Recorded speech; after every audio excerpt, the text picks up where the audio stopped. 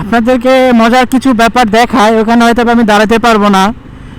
সেটা হইতেছে আপনি বোঝেন, এই যে দেখেন এটা হচ্ছে আমি কুড়িল ফ্লাইওভারে আছি, কুড়িল ফ্লাইওভার দিয়ে উঠতেছি আর কি। আপনাদেরকে একটু আমি দেখাই, এই জায়গাতে আমি একটু দাঁড়াবো, যদিও এখানে একটু রিস্কি দাঁড়ানো, একটু দেখাই। দেখেন, আপনাদেরকে একটু দেখাই, সামনে গর্তটা দেখতে পাচ্ছেন?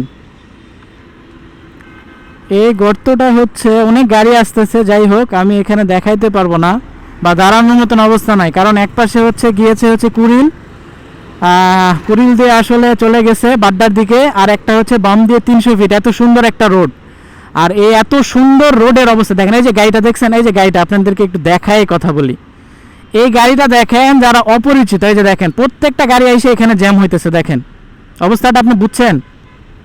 তো এই যদি হয় অবস্থা, তাইলে আপনার 10-12 কেজি মশলা হলেই এই রোডটার কিন্তু এই জায়গা দেখেন কতটা মানুষ, আসলে দেখার কেউ নাই।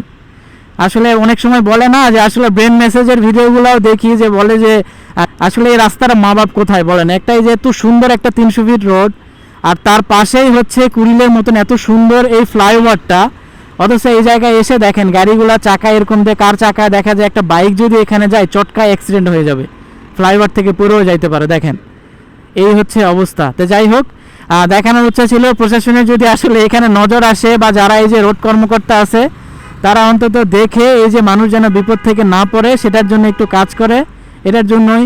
সো এখান থেকে বিদায় নিচ্ছি, আল্লাহ হাফেজ।